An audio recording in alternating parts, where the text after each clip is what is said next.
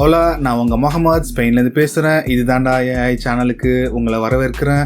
இன்றைக்கி இந்த வீடியோவில் நம்ம பார்க்க போகிறது என்னென்னா, behind words round table with Gopinath ப்ரோக்ராமில் co-founder of startup, AI experts, even நம்ம A to D Nandha bro இவங்க எல்லாம் சேர்ந்து ஏஐ வெர்சஸ் ஹியூமன்ற டாப்பிக்கில் டிஸ்கஸ் பண்ணாங்க. பல பேர் பார்த்துருப்பீங்கன்னு நினைக்கிறேன். அதை பார்த்தவங்களுக்கு பயமாகவும் இருந்திருக்கும். ரியலாக இது வந்து ஒரு ஸ்கேரியான ஒரு விஷயம் தானா, ஹெட் ஆஃப் ஏஐ என்னோட ஒப்பீனியன் என்ன அப்படின்றத டீட்டெயிலாக பார்க்க போகிறோம். ஒரு 1.5 மணி நேரம் அந்த வீடியோவை பார்க்க பொறுமை இல்லாதவங்க என் வீடியோவை பார்த்தீங்கன்னா அதை ஷார்ட்டாக ஏஐ விஷயத்தில் என்ன கன்க்ளூட் பண்ணியிருக்கிறாங்கன்றத நான் வந்து உங்களுக்கு தெளிவாக சொல்லுவேன். இந்த வீடியோக்குள்ளே போகிறதுக்கு முன்னாடி என் வீடியோ சப்ஸ்கிரைப் பண்ணாதவங்க ப்ளீஸ் சப்ஸ்கிரைப் பண்ணி சப்போர்ட் பண்ணுங்கள். அது எனக்கு ஒரு மோட்டிவேஷனாக இருக்கும். வாங்க வீடியோக்குள்ளே போகலாம்.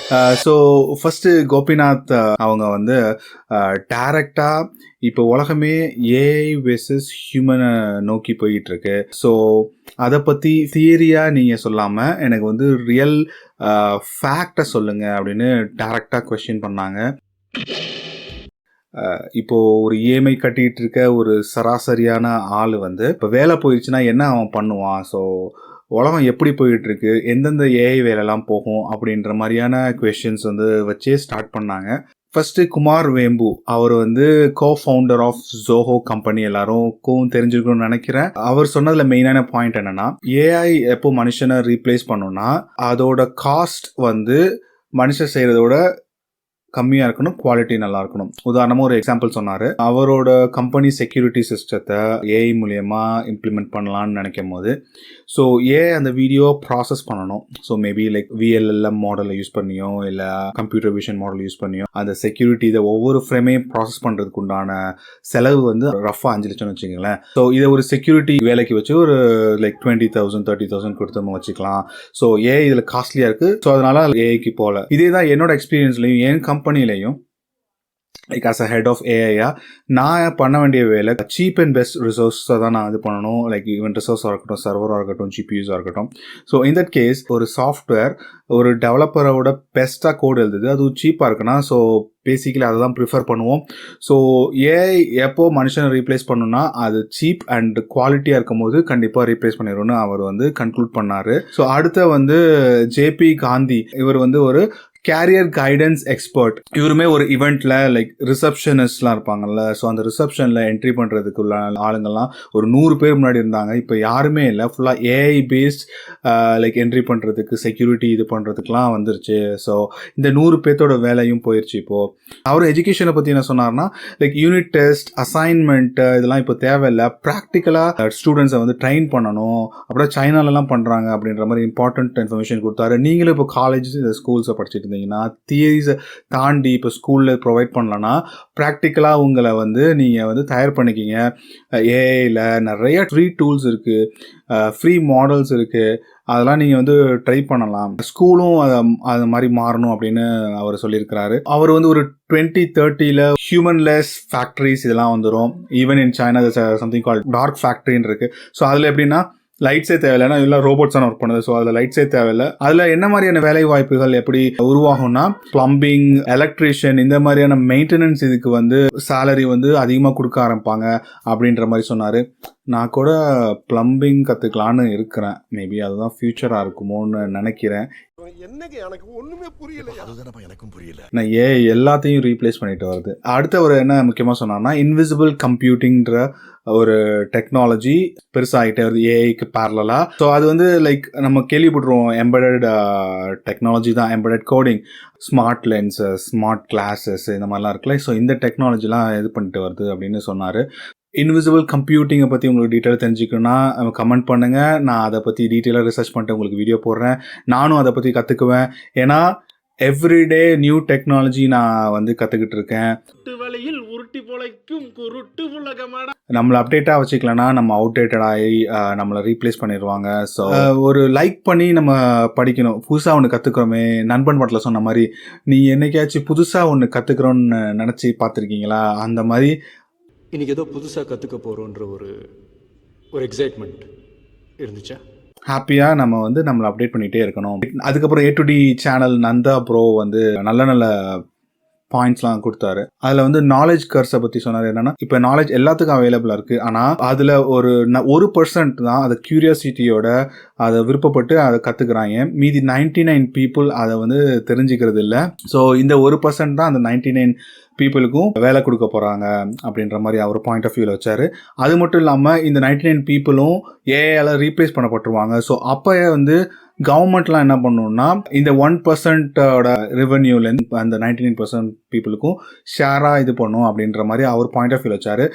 அந்த சுச்சுவேஷன் எப்படி டேக்கிள் பண்ணுறது அப்படின்றது நான் யோசிச்சப்போ, ஏஐ ஒரு ஜாபை வந்து ஹியூமன் ரீப்ளேஸ் பண்ணிடுச்சுன்னா அதில் அட்லீஸ்ட் லைக் 30% ஆஃப் ஜாப் ஹியூமனுக்கு கொடுக்கணும். ஃபார் எக்ஸாம்பிள் சில கண்ட்ரியில் வந்து அவங்களோட நேட்டிவ்ஸுக்கு ஜாப் கொடுக்கணும். அப்படி கொடுத்தா தான் ஃபாரினர்ஸ் பிஸ்னஸ் பண்ண முடியும். ஸோ இந்த மாதிரி ஹியூமன்ஸுக்கு ஜாப் கொடுக்கணும். அப்படி கொடுத்தா தான் இந்த ஏஐ டூலை யூஸ் பண்ணலாம் அப்படின்ற ஒரு ஹியூமன் இன் லூப்லையும் ஒரு 20% வச்சுக்கிட்டோம்னா ஹியூமனுக்கும் வேலை கிடைச்ச மாதிரி இருக்கும். So this human will be monitoring this AI. தப்பு நடக்கிறதுக்கும் வாய்ப்பு கிடையாது.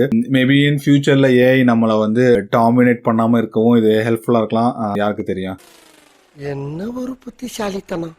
அப்புறம் நந்தாவோட ஸ்கூல் பற்றின ஐடியா, ஸ்கூலில் கொடுக்குற எஜுகேஷனை பற்றின ஐடியா எப்படி இருந்துச்சுன்னா, நம்ம படிக்கிற மேக்ஸோ சயின்ஸோ இது பேசிக்காக நம்ம மூளையை பில்ட் பண்ணுது. டேரெக்டாக வந்து ஒரு அல்ஜிப்ராவோ A+B² வந்து யூஸ் ஆகலைனாலும் அதெல்லாம் தான் நம்ம அறிவை பில்ட் பண்ணுது. பேசிக்காக பில்ட் பண்ணிவிட்டு நம்ம ஃபியூச்சர் டெக்னாலஜியை நம்ம எப்போதுமே அப்டேட்டாக வச்சுக்கணும் அப்படின்றது தான் அவரோட பாயிண்ட்டு. என்னோட பாயிண்ட்டுமே ஆமாம், ஒரு காலத்தில் இதெல்லாம் ஏன்டா படிக்கணும் அப்படின்னு நினச்சிட்டு இருந்தேன். ஸோ இப்போ நான் உங்கள்கிட்ட பேசிக்கிட்டு இருக்கேன்ல, இந்த அறிவு எப்படி வந்துச்சுன்னா, நம்ம ஸ்கூலில் முன்னாடி படித்ததுலேருந்து நம்ம பிரெயின் வந்து அந்த நியூரான்ஸ்லாம் வந்து கனெக்ட் ஆகி லைக் நம்மளுக்குன்னு ஒரு அறிவு கிரியேட் ஆகிடுச்சு. அதுலேருந்து தான் நம்ம வந்து அப்படியே டெவலப் பண்ணிட்டு வரோம்.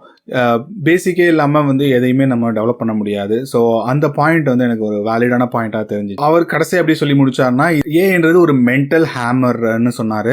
ஸோ ஃபிசிக்கலாக நம்ம ஒரு ஆணியை கையால் அடிக்க முடியாது, ஹேமர் வச்சு அடிக்கணும். ஸோ அதே மாதிரி ஒரு பிரெயினோட ஹேமராக யூஸ் ஆகுது அப்படின்ற மாதிரி பாயிண்ட் சொன்னார். பட் இதில் என்ன ஒரு சீரியஸான விஷயம்னா, நம்மளால் ஃபிசிக்கலாக செய்ய முடியாத விஷயங்கள் மிஷின் செய்து அதை ரீப்ளேஸ் பண்ணிச்சு. நம்ம இப்போது மென்டலாக நிறைய வேலைகள் வந்து வந்துருச்சு. ஸோ அதில் வந்து கோடிக்கணக்கான பேர் இருக்கும். ஸோ இந்த மென்டலாக செய்யக்கூடிய ஜாபையும் ரீப்ளேஸ் பண்ணிடுச்சுன்னா இந்த கோடிக்கணக்கான மக்களோட நிலைமை என்ன? அதுதான் இங்கே மிகப்பெரிய கொஸ்டின் மார்க். கடைசியாக சுரேஷ்குமார், தரணிதரன் இவங்க 2 பேரும் ஸ்டார்ட் அப் ஃபவுண்டர். இவங்க சொல்கிறது என்னென்னா, ஒரு இன்டர்னை வச்சு ஒரு ஏஐ டூலை வச்சு எப்படி ஒரு சாஃப்ட்வேரை பில்ட் பண்ணோம், ஒரு 15-20 லட்ச ரூபா கொடுத்து ஒரு சாஃப்ட்வேர் வாங்குறதுக்கு பதிலாக ஒரு இன்டர்னை வச்சு சீப்பான ஒரு ஏஐ இப்படி நாங்கள் பில்ட் பண்ணோம். ஈவன் நந்தா ப்ரோவும் அதே மாதிரி தான் சொன்னார். ஒரு இன்டர்னை வச்சு நாங்கள் இன்டர்னல் சிஆர்எம் சிஸ்டத்தையும் நாங்கள் முடிச்சிட்டோம் அப்படின்னு சொன்னார்.